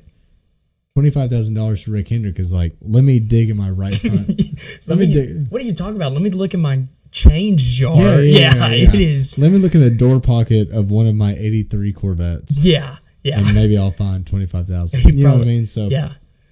Precedent is not really there. No. It could have been, but to me, just to build off your last point, I think the only time we should penalize somebody, and I think they should all be in race, right? Yes. Right hooking. Yes. That's the worst one. Of any kind. Yes. And see, and I went back and forth on it, because even like a Martinsville, you can right hook somebody at Martinsville. It's not dangerous, but it's still the principle. Yeah. Right, of right hooking. You do it on a mile and a half, someone could die. Oh, yeah, for sure. Yeah. And then wrecking someone under caution. Yeah. And see, even then, I'm like, I kind of like when they bump into each other under caution. You know what I mean? Yeah. Like, I think that's part of, you have to leave that, but you can't just dump somebody under caution. You can't. No. But that's the only reason I wanted to bring up Lane and to me just the. Yeah, I don't think what he did should be penalized. I think he thought he was wronged. In my opinion, he had no reason to be that mad. No. But he thought he did. Yeah. So he wrecked him, right? Yeah. Now, if Stefan wants to wreck him next week, he'd wreck him. And then that's when NASCAR sits him down and says, hey. Yes. We're not going to tolerate this. You're 1 for 1. You're done. Straighten it up. Yeah. And then to me, that's when you bring out, oh, okay, Lane dumped Parsons again. Then we park him. Then we park him. Or fine him or something. Yeah, whatever. But to me, that was... I'm with you there. That's my the only thing. argument is that Lane Riggs is not that good. Yes, sir.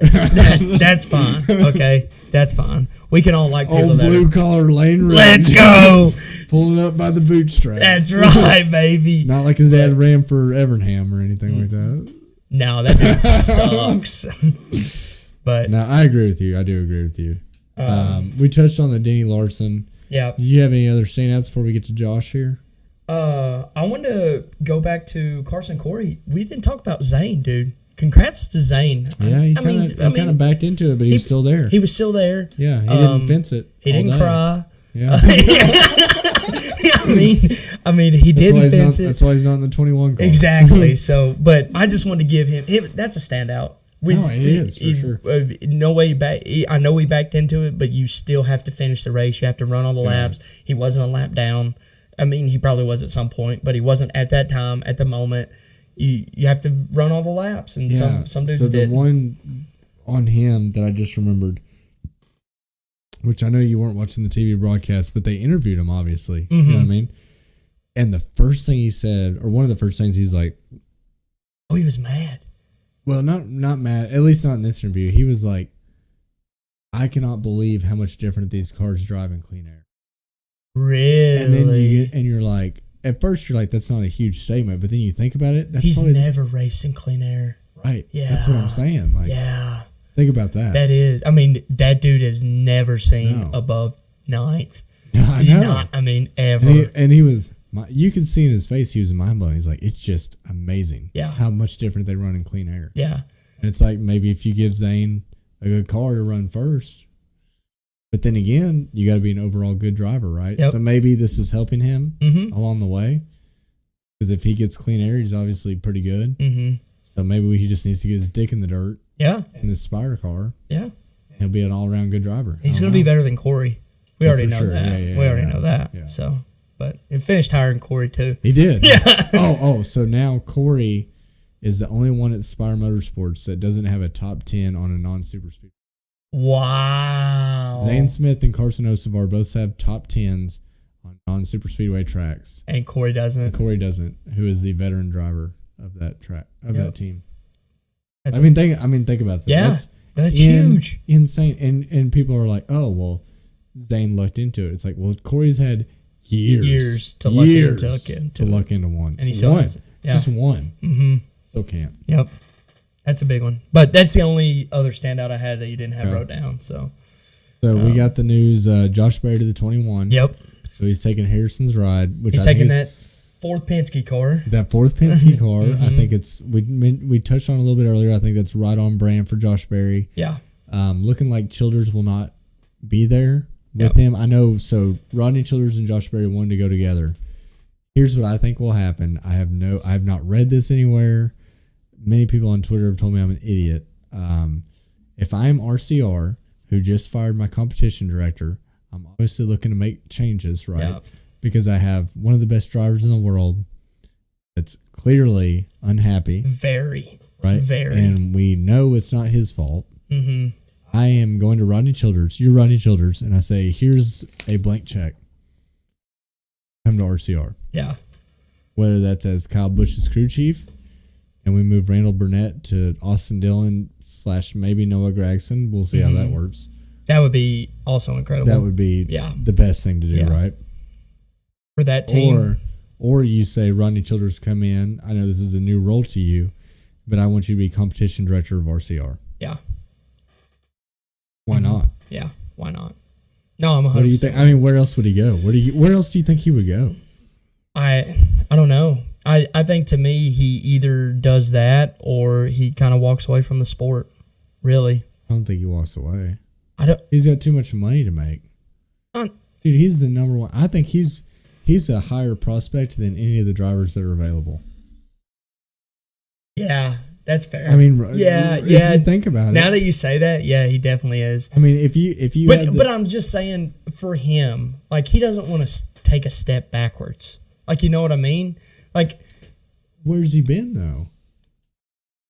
It's true, but to me, the only step forward is like Penske, Joe Gibbs, Hendrick. RCR has more wins in the past couple of years than SHR. Yeah. I mean, it's crazy to think about. I'm not saying RCR is amazing. I'm just saying you pay Rodney Childers a lot of money.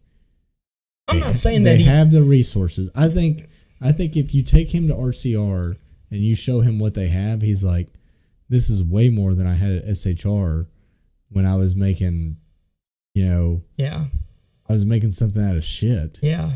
Now you're going to give me all this. No, I'm saying it's a really good role for him, and I just don't think that RCR is going to do that. Do you know what I mean? I didn't think they'd fire Andy Petrie either. You're right, but I just think there's weird things moving at RCR. Okay. No, I'm with you. If anything, you're exactly right. They should try to write him a check and see where it goes. And I think 110% Rodney Childers would be there. But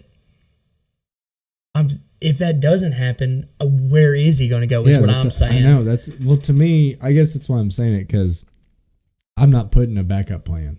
In my mind, it's RCR or bust. That's what I'm kind of saying too. But I'm kind of leaning on the side of we haven't heard anything. So to me, he's not going anywhere right now.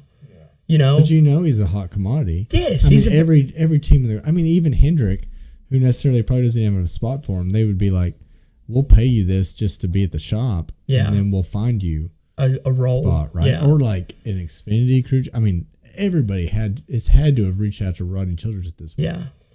I mean, he must be waiting on something that he wants in particular. I legitimately think he wants to be with Josh. Okay. Right. I mean, he's came out. Both of them have come out and said, we want to go together, and we want to bring most of our team. Yeah. He said that on a podcast a couple weeks ago. Why would Penske have a problem with that? You know what I mean? I don't know, but maybe that's what's the rumor?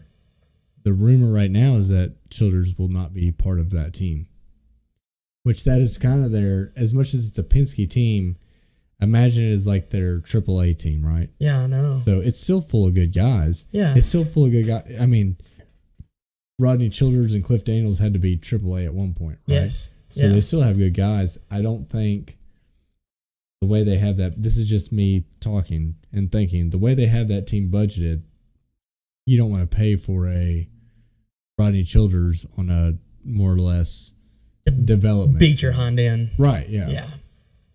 But that's what I think. But then again, you sign all those guys and then you move them into the 2. Good, yeah. You know what I'm saying? Yeah, you do a flip flop. Yeah. You do a flip flop. You take Cedric's team, put them in the 21. We start the 21 and yeah. And I mean, to me, if you're Penske, you already got the driver, and this guy's a hot commodity, and he wants to be with the dude you just signed. To me, all they're doing is looking at making it work financially. I think that's why it's taking so long. I think he's going to end up with Josh Berry. But I'm on you with RCR should be doing everything under the power to get him under their roof now, to put him with one of the best drivers in the Cup Series and to turn your program around. That's what you need to do. Yeah, I think that's your next step. I agree. I hear what you're saying, and now you're kind of talking me out of my point of view, to be honest. Oh, you've done that to me all night. So I don't feel bad. I know you're really talking me out of it, because I think I can see what you're saying happening. Because if you put Rodney with Josh, right? Let's say, probably not going to happen. But let's say Josh doesn't work out. Yeah. Josh just doesn't cut it, right? Mm-hmm. Well, you still have Rodney. You still have Rodney. You still have Rodney on a Penske contract, right? And you can do whatever you want with Rodney. Yeah. Well, how can you pass up that opportunity? Yeah, he's such a hot commodity. Yeah. You just completely talked me out of my whole point. I did not expect that to happen. Yeah. That's what happens. That's what happens on the show. This has been a good episode. Well, let me knock you down a peg. Let's get into Drop the Green Bets. Go ahead and tell me how we fared at Nashville. Well, we were looking hot for a good until we weren't. Until we weren't. Yeah.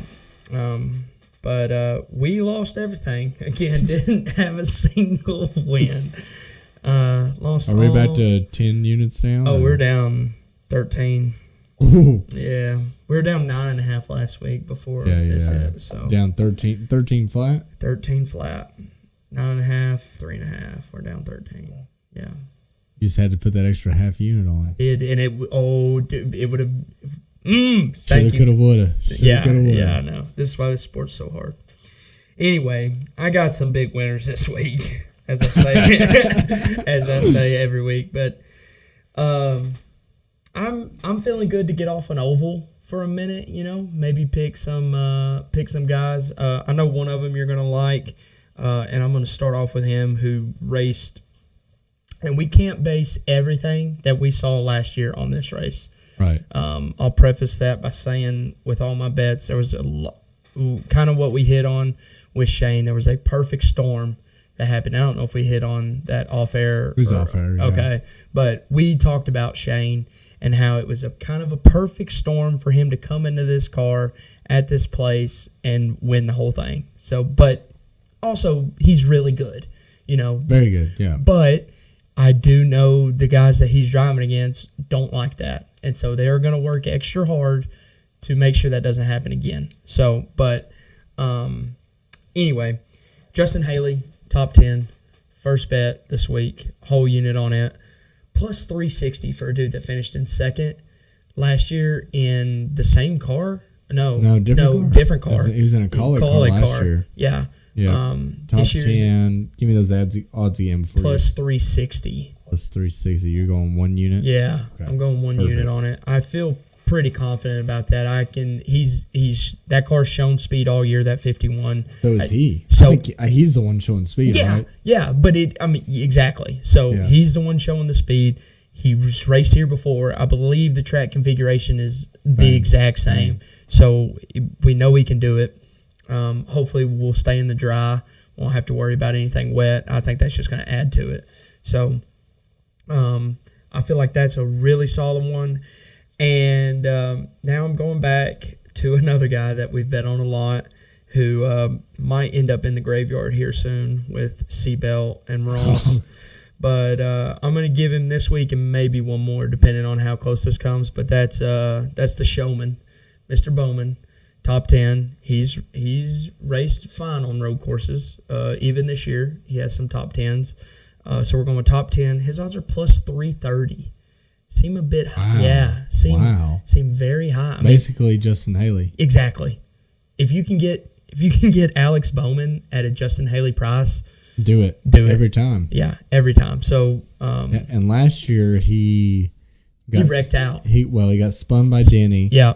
Ran the wheels backwards and blew his. And it didn't blow the engine, but got because now they're so electronic. He got an engine code. Yes. And it put it basically in a limp mode or or an engine save mode. Yeah. Because he ran the tires. It probably spun the engine backwards. Honestly, you got to think you're direct. Direct. Yeah. You're direct if you have it in gear. Run the wheels backwards. It's going to turn the engine backwards. Every computer on that motor is like. Shut down. Yeah. Shut down. Mm-hmm. Exactly.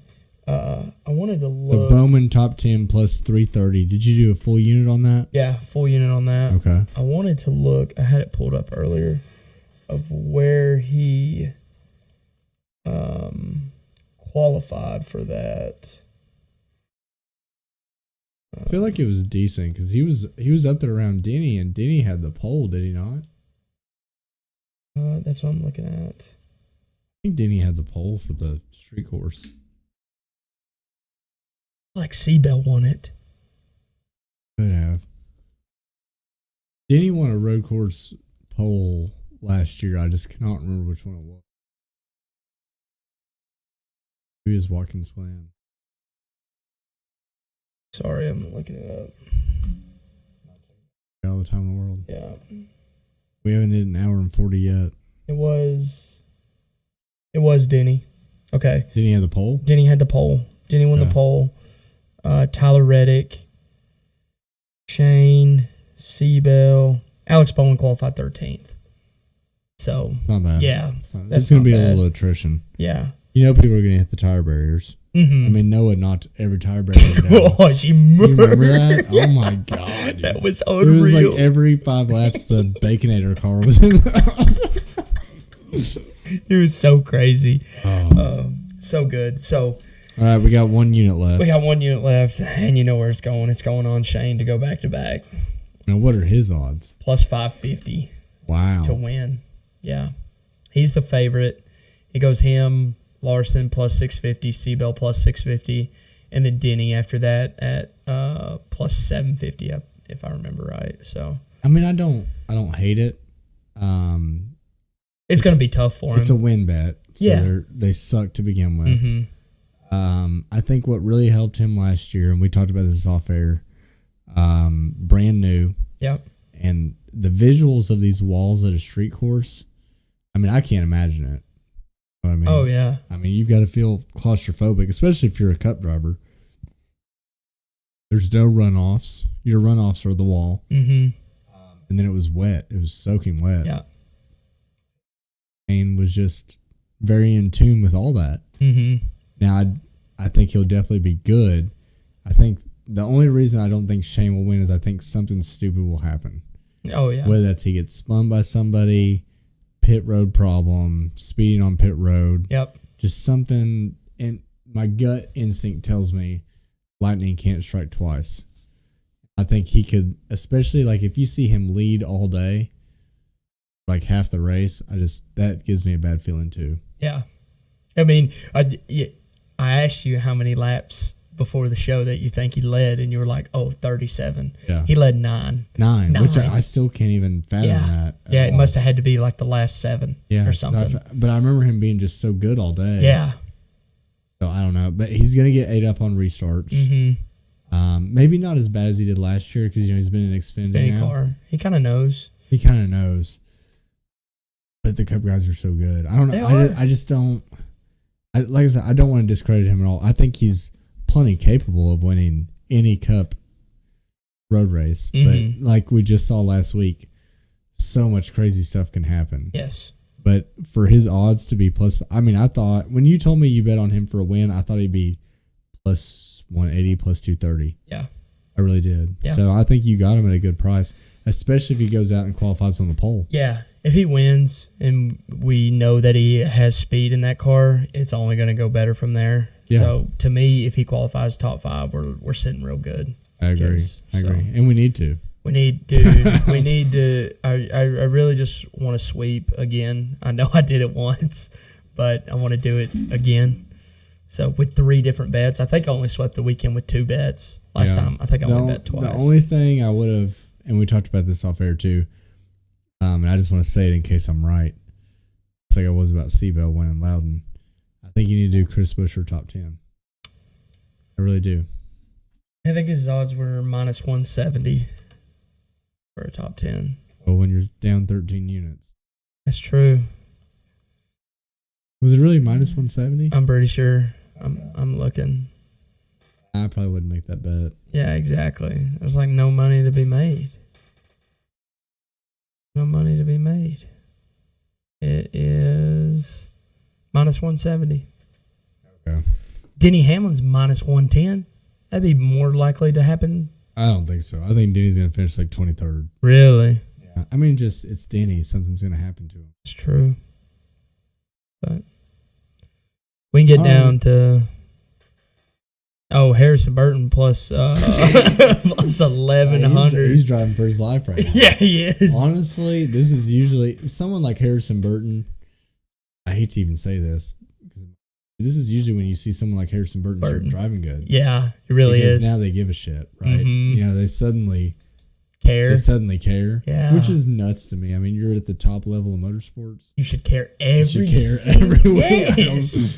But there's certain drivers that, you know, it's a contract year, or maybe they just lost their ride. They just start driving better. Yeah.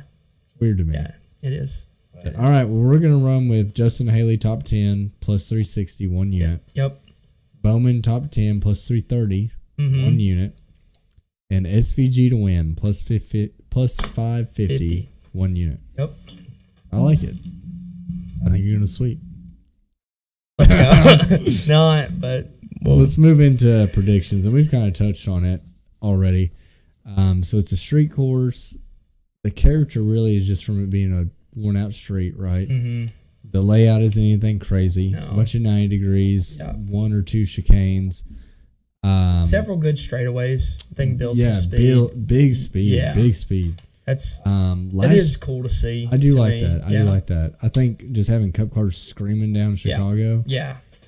Last year was wet. They ended up ending the race early because of darkness. So that's another thing we got to think about is there's no lights. Yeah. So I put this in the notes too. We bet on SVG. He's in a Colleague car. Do you think that will matter? I think that car's shown enough speed, especially with AJ. I mean, AJ won the Roval last year in it. Was that? I couldn't remember. Was that last year? I thought it was, but maybe not. No, I can't. I mean, I just can't remember. Well, let me find out. I think it was last year because he was full time last year. He won that race, and that's right when they were talking about taking him out. Cup. Because they started taking people with money like Hemrick. Yeah. I think that was last year.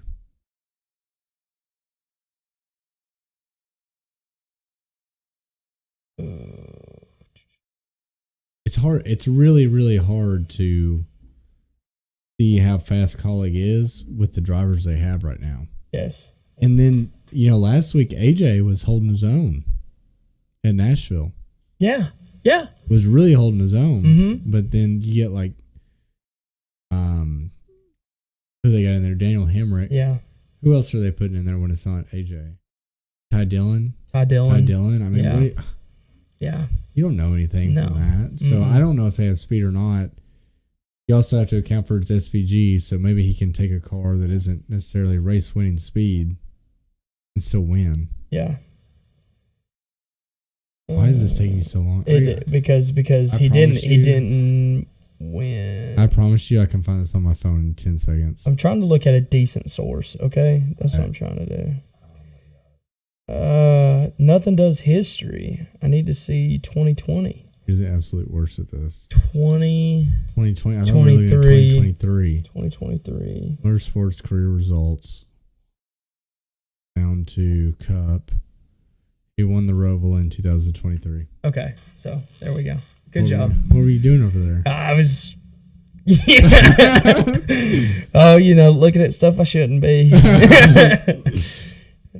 So I don't know. As far as predictions go, I don't know. I'm really just excited to see the race because didn't it get delayed like a whole day last year too? Yeah, I think they raced it on Monday. Yeah, I thought they did. And then it rained again. It was so because I remember Dale Tanhart.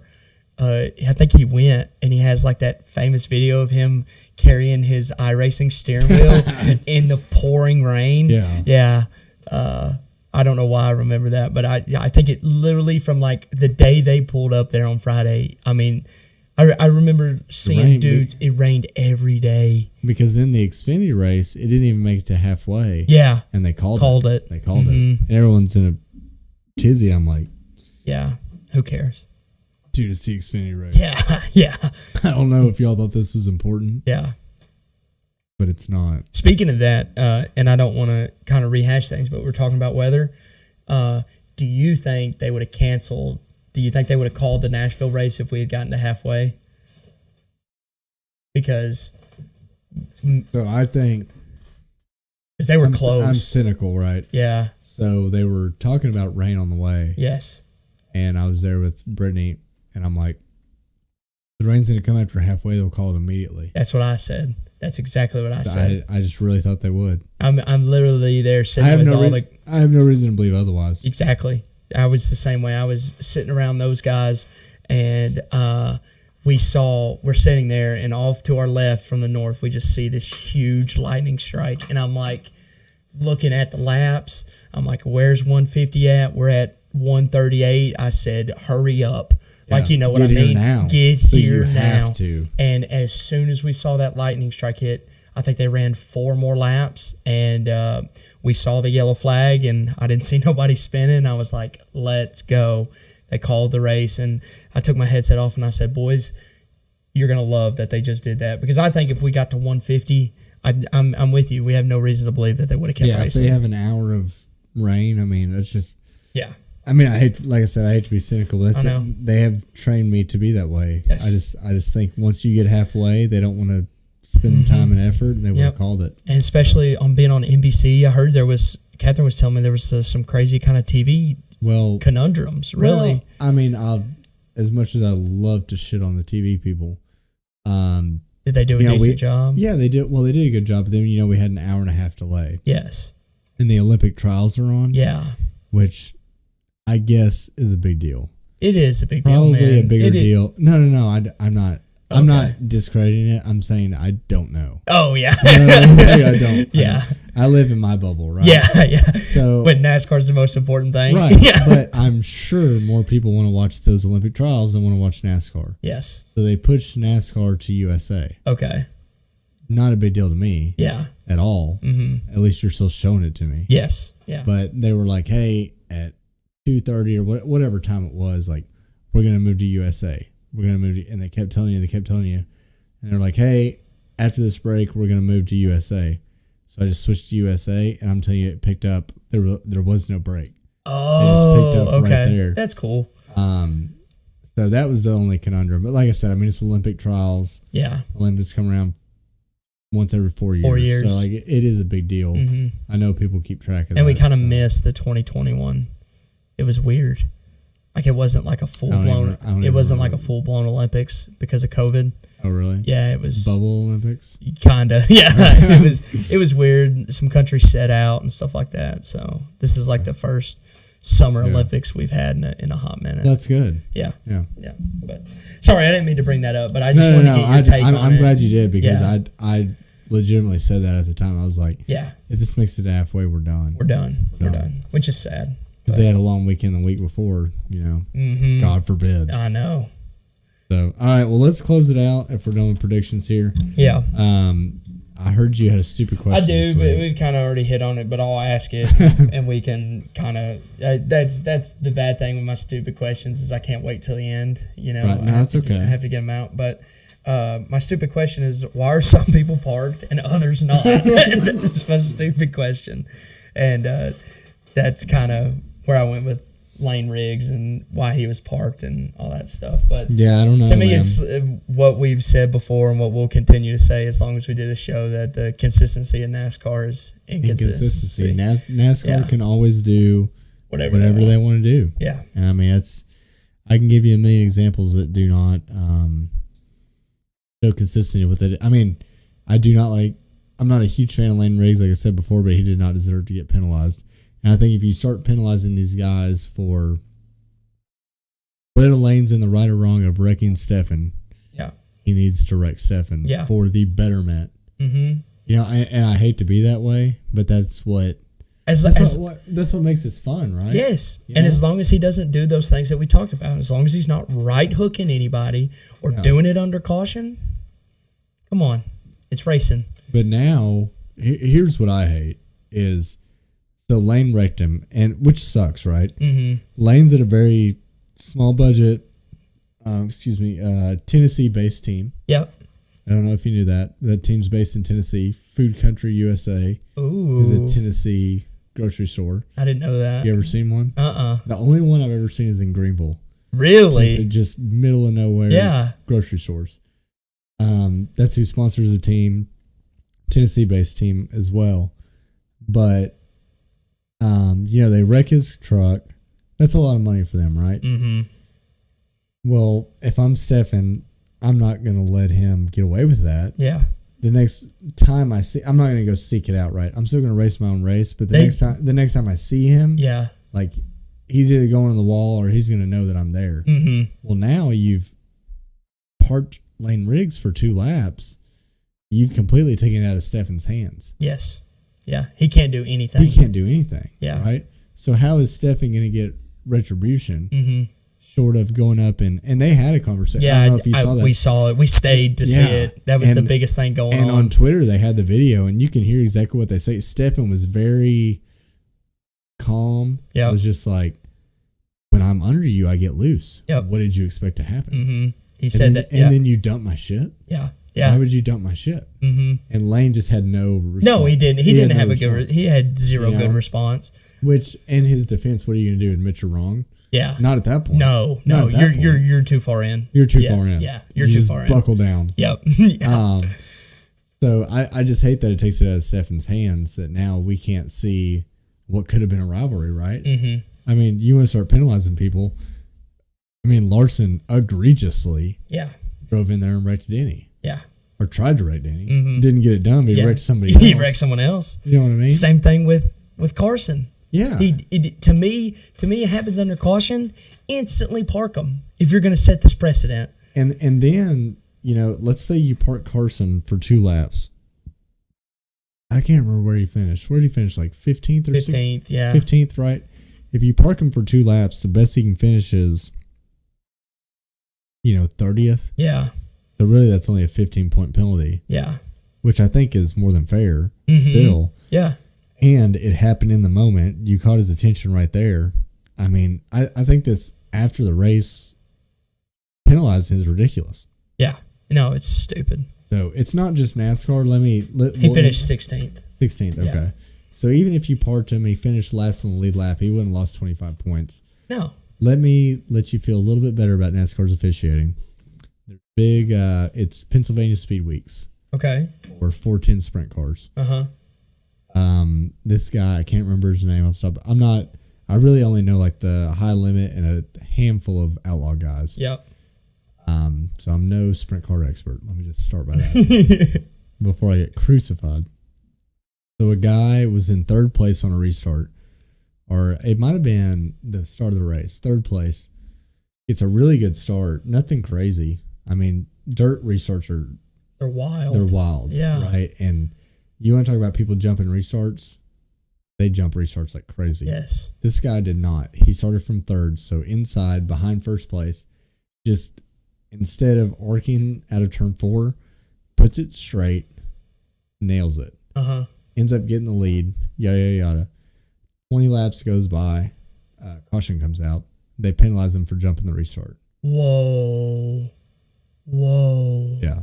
So it's not okay in either instance. Yeah. But I'm just saying NASCAR is not the only incompetent sanctioning body. Okay. That's if good. that makes you sleep at night. Did they redo a restart this week?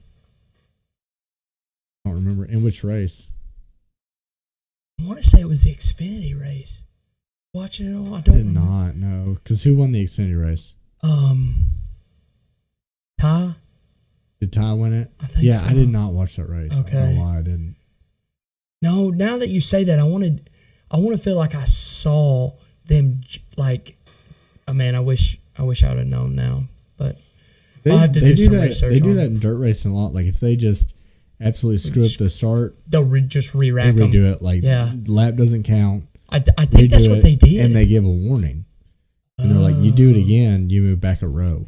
Oh. That's the other thing with dirt. Like this guy that got penalized, so he moved back a row. Yeah. It's not like they parked him. Yeah. They didn't sit him. They didn't move him to the tail. You moved back a row. I think it's pretty fair. Yeah, it's very fair. But then you get into a weird thing with the choose cone with us. Yeah. So what's weird too, I know you've watched High Limit with me. You know High Limit does the choose cone? Yes. Yeah. It's weird. I think that's kind of cool though. It is cool. Kind of cool. But it is different as far as like dirt goes. Yeah. So cool. But yeah, I can't even remember who won. I don't think it was Ty. Oh, Ty did lead a lot of laps here. He did. I feel like Ty got screwed though. John Hunter Nemechek won. Yes. John Hunter Nemechek has more wins in Xfinity than any full-time Xfinity driver. Whoa. Tell me, and this is a conversation for another day. The Xfinity field is the most anemic Xfinity field we've ever seen. Yeah. I don't think there's anybody with talent. No. Like, I don't think there's anybody. Let me take that back. They have talent. There's nobody with cup level talent in Xfinity. Yeah. Yeah. Ty started first. He won. Yeah, he won stage 1. That's what it was. He got a. I think Justin Allgaier took him out. Yeah, got him. Yeah. Mm-hmm. But I just don't think there's. It's really hard to judge talent in Xfinity right now because to me, you think Chandler Smith's got any talent? I don't. Yeah. I mean, he's not bad, but I just don't. To me, if you're going to be a cup level talent, you have to dominate Xfinity. Yeah, and they don't. Right, and even sometimes that doesn't work because look at Cole Custer. Yeah. Yeah. Who's probably, and we haven't touched on this yet. He's probably going to be in Cup next year. Mm-hmm. In the Haas factory team. Yeah. Whatever that's going to be, but I just think you really have to dominate Xfinity to have half a chance at Cup. Yeah, you do. And I mean, people talk about Justin Allgaier all the time. I think Justin Allgaier is a great guy. Yeah. I've met Justin Allgaier. He was at a trade show that I was at one time. That's cool. And I went up there and I talked to him. I'm telling you, I talked to him for probably 35 minutes. Oh my God. Dude, nicest guy in the world. And just talked to me like I was a normal person. Uh-huh. And just like, I'm just asking him all the questions we would ask him. Yeah. You know what I mean? Just and anything I asked him, he answered. Wow. Yeah. And this is right when Next Gen came out. I was like, dude, that Next Gen, I heard the horsepower's way down. He's like, dude, Xfinity car's way faster. Wow. He's like, just like telling me all this stuff. And then him and Sam Mayer had just got into it at Bristol. I was like, man, what about that? He's like, oh, we had a conversation about it. Oh, you know what I mean? But like, yeah. Just like it was nothing. He didn't shy away from anything. And then so it was, I know we're going a little long here, but the people he was there with Brandt, right? Okay, yeah. And they sell turf products too. It was a turf conference. And I'm sitting there talking to him, and the Brandt people are like, hey, we need you to do this real quick. Like, you need to, like, somebody important was there. Mm-hmm. And so he had to, like, turn around and take a picture, And he comes back, he's like, dude, I am so sorry about that. What? I'm literally just a person. Yeah. You have obligations. Yeah. He's like, man, I'm so sorry. Like, where were we at? That's so cool. So I say all that to say, Justin Allgaier's not a Cup talent. Yeah. Like, Yeah. you know what I mean? Yeah. Like, I'm not being mean about him. I think he would probably agree. He did really, really good in Kyle Larson's car, but yeah, I just don't think he's, even if he is a Cup talent right now, he's too old to have that year or two to get used to it. Yeah. And I just use he would have to get into a top tier ride to be successful straight off the bat. And I mean, which is going to be hard for them to take that kind of risk. Yeah, because why would you? Because there's still a learning curve. Yes, still a learning curve. Mm-hmm. And you look at John Hunter Nemechek, who dominated Xfinity. Now, granted, he's not in a good ride right now. No, but he's not really doing anything. He's not overperforming either in that ride. I think he's just staying in his lane. Yeah, but Carson Hocevar's higher than him in points. Yeah, I don't think Carson's staying in his lane. No, Carson forces the issue on a lot of things. Fine, yeah, yes. Which is fine. He's absolutely a terrorist. Yeah, dude, he's ungodly. But hey, if you want to finish, that's what you have to do. Low 20s in points and a car that shouldn't be there. That's what you have to do. Do it. Yep. Do it. No. So, but anyway, I don't know how we got to that topic. Yeah, but that was my stupid question. No, this that's week, a good stupid question. They always bring a lot of good conversation. But yeah. So where are you watching this week? I don't know. It's gonna be kind of weird. We need to get together for a race. We've said this so many times that we'll watch it at your house. I don't think we've ever watched it at your house yet. I mean, we have, but my dad will be in town if you want to come. Oh, a good race with Jeff, baby. If you want to come bully me with my dad. Yeah, I do, dude. It is fun. I think I do a pretty good job of bullying you, and then Jeff gets there, and he just has years of knowledge about you that I can never compare to. Yeah. He would love to see you too. Yeah. So maybe we can make that happen. Get a thing of Twisted Teas for him. Yeah, he'll love it. He would. But 4th of July tomorrow, so Happy holidays to everybody. Happy birthday, America. One of the best holidays. Yeah, it is. It is. Yeah. Can you imagine having to work on a holiday like this? Yeah. I saw this like old man meme. I'm gonna do the old man thing where I explain to you what a meme is. Oh, thank you. It was George Washington on a horse, and it said, "Have fun going to work tomorrow, England."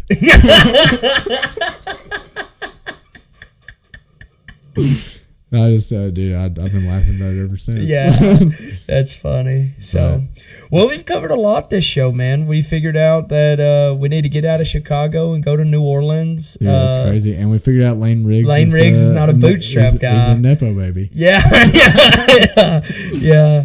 So we've done our fair share of talking, but hope you enjoyed it. Again, we have a blast making these, so absolutely. It was fun again. But yeah, I'll definitely hit you up and see what you're doing on Sunday. I mean, I guess the race is at 2:33. Something like that.